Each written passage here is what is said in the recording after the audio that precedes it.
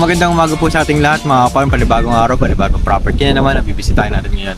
Bali, dito po tayo ngayon sa San Andres, Quezon ng mga farm. At itong property nito ay parang paraiso kung makikita nyo mga farm dahil bukod po sa ganda ng lugar dito o ambience, meron din po kayong magandang view, no? Makikita nyo po yun, bandang doon ay dagat na po, pag diretso po ito.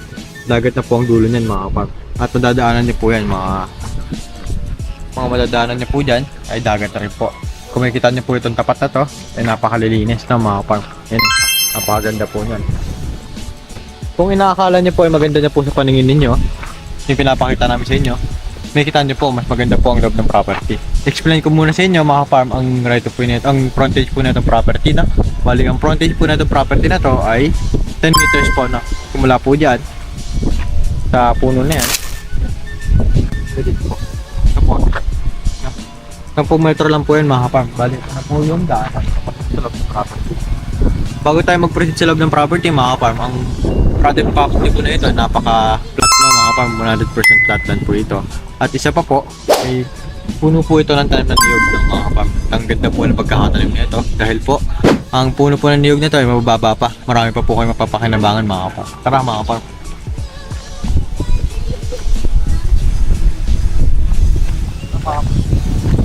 Mga farm, no? Sa property na ito ay may bakod na.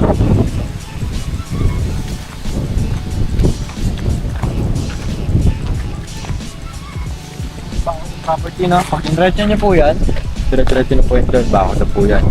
Ganun din po sa kabila. Ito pong daanan po dito na ginagawa, yun po yung mismo boundary ng property.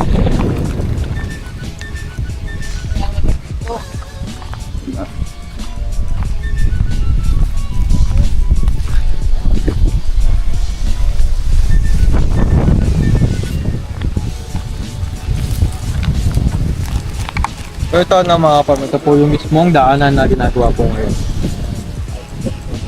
Ongoing process pa lang po yan dahil po hindi pa po natatapos. Putol pa po yung daanan dito. Pero plano po yun sila na buo. Dahil meron ngayon mga farm na buhangin at tiraba.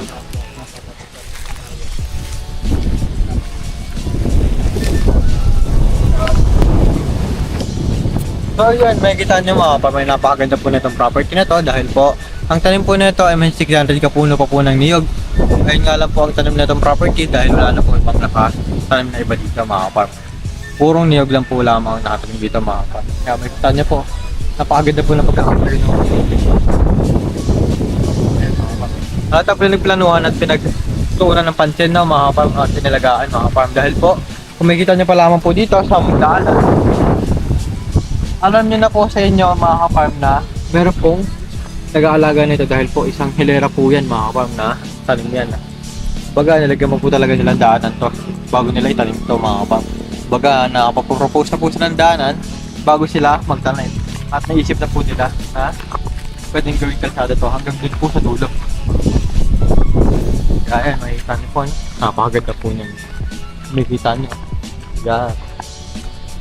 Halos puno po ng puno ng niyog yan at napakababa pa po niyan mga farm. Kaya ang kinagandaan pa po dito, alam provincial highway mga farm. Hindi ko kayo mahihirapan. May pasok ang mga 4 wheels po ninyo, lalo na flatland po ito mga farm. At 4 wheels accessible to mga farm. Kaya napakaganda po na itong property na to. Kaya sa mga interested buyer po natin dyan mga farm na gusto bumili ng property, ay tumawag lang po kayo sa number na makikita po ninyo sa inyong screen and sa WhatsApp and Viber po. Para sa mga karagdagang impormasyon na gusto nyo pong malaman patungkol sa property na to.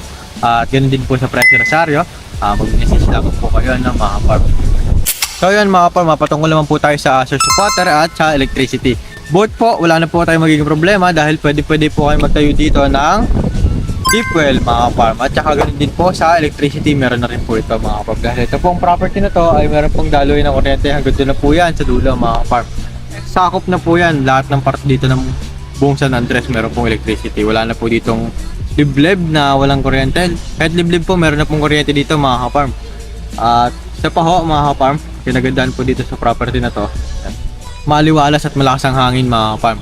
Kaya hindi na po kayo mga problema kung sasabihin nyo napakainit ng lugar na to dahil malapit sa dagat. Ngayon naman po ay hindi po nangyayari yun mga ka-farm dahil po napakalakas po ng hangin dito ng mga ka-farm.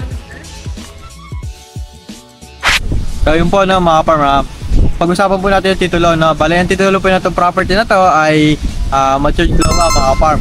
At ito naman po ay 30 years na po na matured na mga farm at pwede na po ito benta. Kumbaga sa mangga ay ito na po ay yung pinakahinog mga farm. At pwede din natin pa-transfer sa pangalan natin mga farm, no? At meron naman din po itong lot plan. At meron din po itong updated na milyar mga farm. Kaya sa mga interested buyer natin dyan, tumawag lang po sa number na nakikita po sa inyong screen at sa WhatsApp and Viber po para sa mga karagdagang impormasyon at sino pong malaman sa property na to. Muli na mga farm, sa pamagpahalang araw po sa ating lahat. God bless all po mga farm.